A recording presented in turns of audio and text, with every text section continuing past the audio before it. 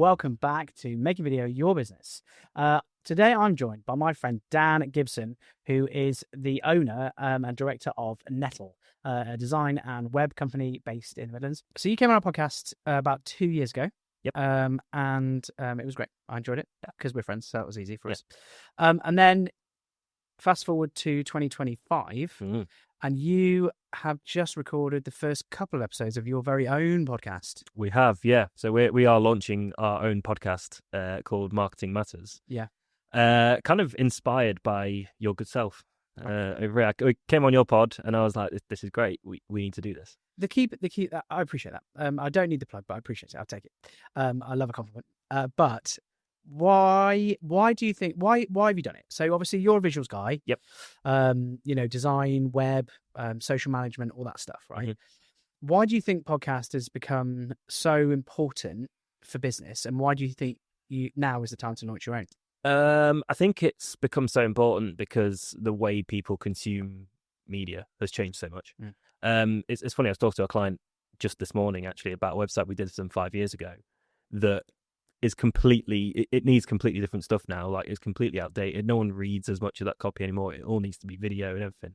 And me and Ash thought it was a great idea to have pod on our socials, because people just engage with us on video more. They see our faces, they hear us talking. It gets better engagement. People watch it rather than read a post.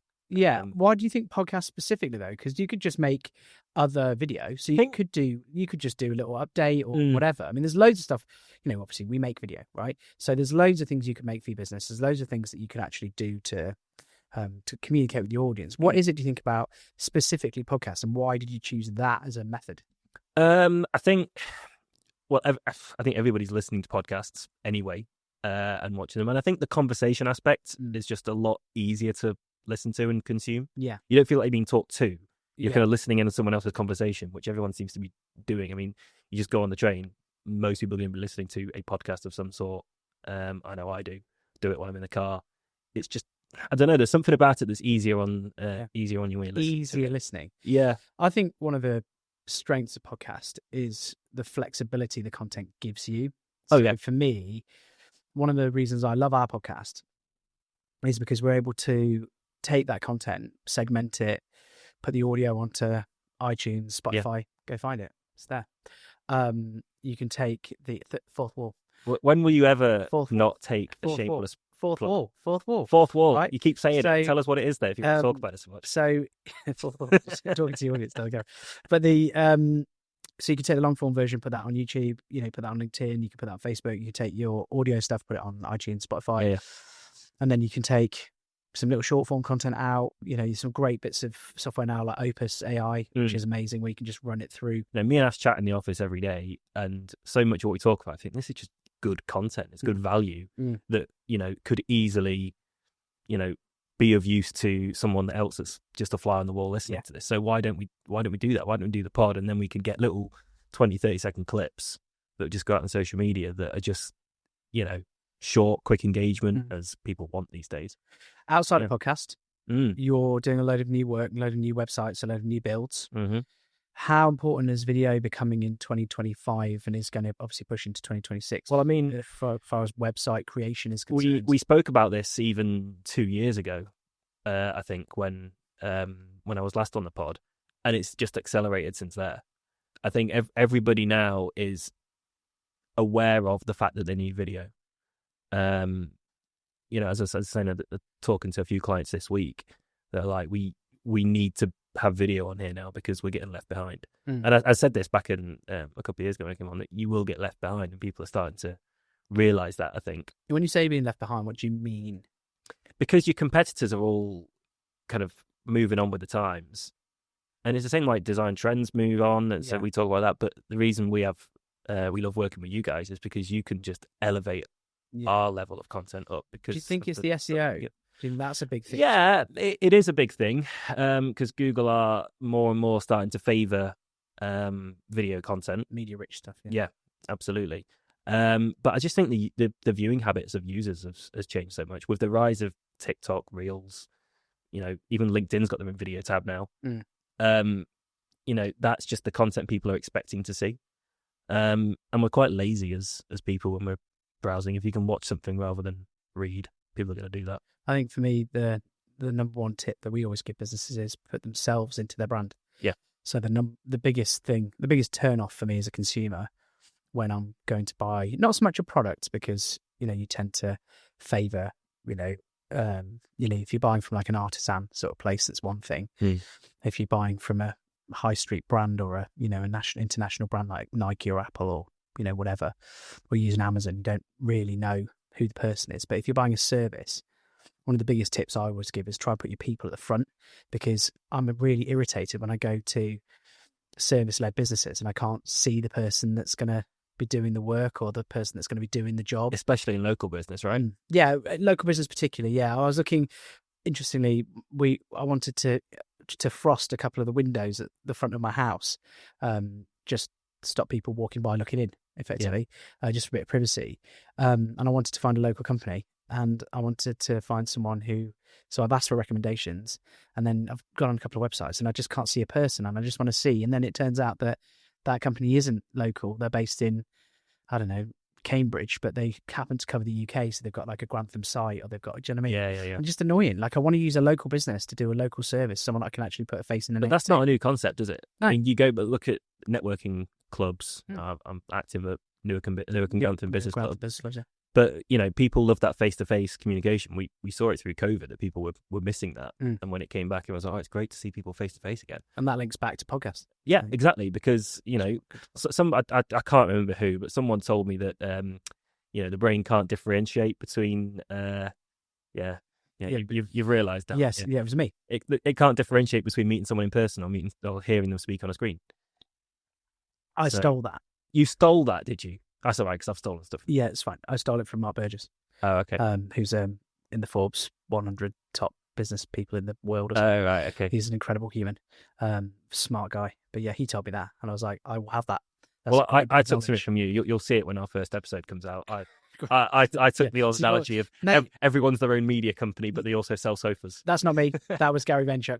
You used it. Yeah, I used it. It's not mine.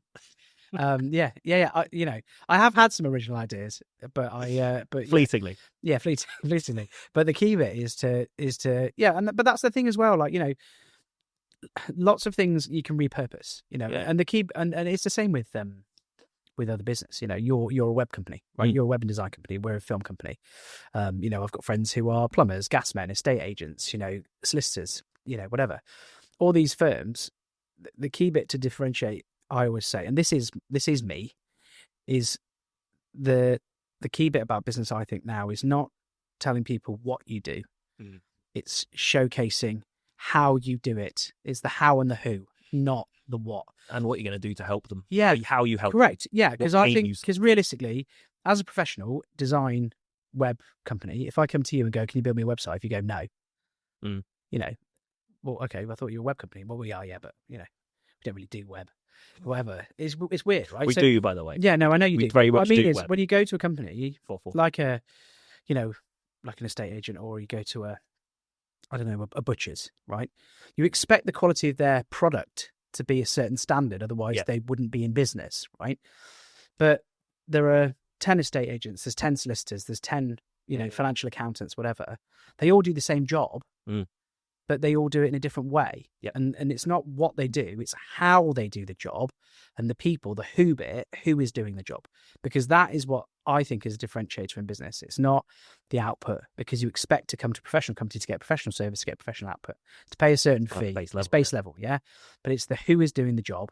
Yep. And how are they doing it? And how then, as as part of our marketing mix, how are we demonstrating to our customers and our potential customers the who and the how. And it's how you make them feel as well. 100%. It's always how the lasting impression is emotion. People buy on emotion. Always. Yeah, I think so. So yeah, it's how you make them feel. And video is a great way of getting that initial introduction. Right. And, everyone we talk to now is saying, look, go and have a look at these guys. What are your top 3 tips, Dan, for making video? Oh, top 3 tips for making video. Firstly, get your sound right. Yes. 50% of your video is sound. Someone else said that to me. Make sure you get that right, whether it's, mics like we got some Shure mics. Yours light up, those. Yeah, they do light up, and they're a bit more fancy than yours. It really hurt you, that, didn't it? It hurt you. It did hurt me. It did hurt me. That you were like, oh, ours are USB-C and they light up different colours and we could put our own colour in. I'm like, oh, that's annoying. After you recommended we get short. Yes. So let's go one up you. Yeah, I recommend you to the mics, and annoyingly yours light up and mine don't. So yeah, but it's fine. I don't need ours to light up. We've got neon. So you've got other lights. We built a set and then you came and said, hey, look at our new set. We were like, great. Yeah, so you can keep ours looks outdated. So you can keep your light up mics. Right. So that's tip 1, sound. Tip 1, sound. Yeah. But just on that, you can get you don't have to go splashing out on all these now. Matt and I are doing a podcast about mic and mic choices. But yeah, so good. Yeah, you can get things for a reasonably small sum now. You can get some really good. We're not sponsored by Boya, but you can get the incredible mics to plug into your mobile phones. They're great for 30, 35 quid. Yeah, they're fantastic. But we're gonna and that's great for being out and about because content out and about is great, but then if you've got loads of background noise going on, it's a bit off-putting. So sound is 1. 2, consistency is always a good thing. It's Ash's favourite word. Mm-hmm. He talks about it all the time when he talks about social media clients and things like that. But make sure you are consistent. Don't just put something out and then 6 months later you put your next thing out. I love that. I think people are like, because that's the number one question, isn't it? Like, what's the ROI going to be from the video, the video content? I'm like, well, how often are you going to use it? Like, if you really squeeze the juice out, if you really sweat that asset, if you say, for example, we did some work for you for transparency, we did some business profiling work for you, and we did some meet the team bits and whatever. Yeah. If you just put one piece of video content or each one of those videos out once on one social channel once, then you'd have had a small amount of impact. The reality is that you've scheduled them to go out over the course of a year, drip feeding into multiple channels, multiple times of day, multiple times throughout the year, and then you put them on your website and you put them in your newsletter. So the ROI, and you send them to clients, and they're a warm up, and you send to meet the team to a potential new client. You say, oh, this is me, this is Ash, this is what we do, this is our business, right? If you really sweat that asset, you really squeeze the juice out of it, the ROI is plain to see. Yeah, absolutely. And I think that's where people go wrong with it. But no, that's why I think people go wrong with video. They go, oh, I'm going to try this. I'm going to make 1 or 2 bits of video content. Oh, it's not really landed, so I'm going to stop doing it. Actually, I think we're over 100 episodes now of the podcast. And are we getting tens of thousands of views? No. Are we getting thousands of views? Yeah. But we have had. I did a really lovely podcast with a friend of mine, Paul Crisp, who's the chairman of Grantham Roundtable, about male mental health. If anyone who's listening hasn't seen it, it's brilliant. And one of those shorts really caught people's imagination on Facebook. Just on Facebook, it went on all the other channels as well. And one of the reels out of that had 9,000 views last time I checked. So that episode over the with the various component parts, with the sound, the long film version, and the other bits had, I think, around 15,000 views. Yeah. So it only takes one clip or one bit of content or whatever to really sort of get really into an audiences that you never would dream of. Just has to tap into somebody. Somewhat, and that can just. But the consistency is there. If we'd stopped doing the podcast after 3 episodes, we would have made that. We never would have made. One of the things I love what you do with the podcast is you will kind of put when a new episode comes out that week, you kind of just put little clips out each day. Yeah. Of it. Yeah. In that same episode, and I think that just works really well. I think it's a nice little teaser, yeah, little warm up. Yeah, because we see it. Well, that's cool, and then we put it on our TV in the office. You watch it big. Yeah, we watch it big. Yeah. We got on the big screen. I mean, I love that because we got a nice TV on our podcast set. I know. I've seen. You've got a nice bit of fabric. Who did that? You. Shameless. Third tip. Have somewhere to put it that is also looking good. Yeah. So whether that be your website, video needs somewhere to live. Websites need content. Yeah. The two go hand in hand. Yeah. So have somewhere for it to go, and your social media as well. It's all well and good just posting a video on there, but everything else needs to look great as well. People are going to look at your social media as well as looking at your website when they get recommended to you or something like that. It's become the port of call they go to. In some cases, they go into socials first. Yeah. So make sure that is giving the right impression the same way as your website is, and put the same amount of time and energy into that. Yeah. Well, people who are spending a reasonable sum of money will do their research. They will vet you pretty hard. Of course, yeah. Well, especially, if you're a service-based business and you are commanding a high fee, people are going to want to have a lot of confidence in you before they, agree to go ahead. So, 100%. The video content, just is a complete, puts you straight at ease because, they get to meet you. Yeah. And feel like they know you, meet you before they speak to you. And then, everything else just looking the business. It is only going to help. Perfect. So a couple of fun questions for you, Dan. Oh, yeah. Love these. What's your favourite movie, Dan? Favourite movie is The Shawshank Redemption. That's such a boring answer. Yeah, but we did these questions before. I know. No, but this and me and Ash quite bonded at the fact that we gave the same one. Yeah, I know. That wasn't it's planned such either. an easy answer. What's an obscure film that you love? Not necessarily obscure, but one that is maybe like a guilty pleasure. Because Shawshank's such an easy one, isn't it? It's like, it's brilliant. It's one of the best. You just want to get me to say something that you're going to put out on social media and say, "Oh, Dad loves this." I mean, I know you love Top Gun. Yeah, I kind of like Top Gun. Yeah, not too bad. Yeah, I know. When you said guilty pleasure, my head went straight to Christmas. Christmas films. Christmas films. Oh, God. What's your favourite Christmas film? Oh, I mean, wrong time of year. Favourite Christmas. But it wasn't. I watched a really awful but brilliant Christmas movie just gone. Yeah. It was the first time I watched it. My youngest daughter and I have decided that every year we're going to do a huge Christmas movie marathon. Right. This year we went through about 30 Christmas movies, and but we were only allowed to do them from the 1st of December until Christmas Eve. Yeah. So we were trying to do one, or maybe if they were short, 1 or 2 a day. And you've got classics in there. Like we always watch Muppet Christmas Carol on Christmas Eve. Right. We always watch Noel, which is the Anna Kendrick movie, because I like her. You like Pitch Perfect then? I love that. Yeah. It's fun. It's a little big fan. You can have that one. It's a guilty pleasure. But I watched Violent Night this year. Right. And it was just it's awful, but it's so bad it's good. It's so bad it's good. It's basically like Die Hard if John McClane was Santa. It's really gory. It's unnecessary. Santa basically takes apart a load of terrorists, and it's brilliant. It's awesome. Yeah. So it's become part brilliantly of my terrible. Yeah, brilliantly terrible. Violent Night. Violent Night. Yeah, it's becoming. It's a Christmas now. Next Christmas. It's a Christmas. I'll find that. It's a Christmas staple. Yeah. Okay. What is yours? I mean, yeah, you triggered a thing there. If you're gonna go real guilty pleasure, then Pitch Perfect's a good film. Yeah. Christmas wise, enjoy the holiday. I mean, that's a great movie.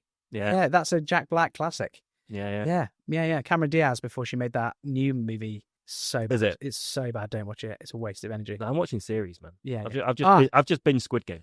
Okay, Squid Game. Yeah. Have you got a box set recommendation for our viewers and our listeners? I mean, it was going to be Squid Game. Yeah. Because that had me hooked. Yeah. I managed to avoid it the first series. Yeah. I kind of, when these things come out and there's massive hype around it, I'm like, no, I'm not going to watch it out of spite. Matt loves Beast games. It's Beast. Yeah. Take on Squid Games. Hannah Sang came on the podcast and she recommended that I watch Silo on Apple TV, and now I cannot tell you how good it is. It's so good. It's unbelievably. Yellowstone's awesome. Yeah, but I'm not going around to that. Silo is amazing. Silo. Oh okay. my God, on Apple TV. Apple TV. Wow, it's so good. Yeah, do watch that. Yeah, it's next level. Right. Nate, thanks so much for your time. Cheers for coming on. Thanks for not a problem. Thanks for jumping in the hot seat. And I like what you've done the place, by the way. Thanks, mate. I wish your podcast as much success. Marketing Matters. Coming onto YouTube and wherever you get your podcasts very soon. Look forward to speaking to you. Cheers, mate.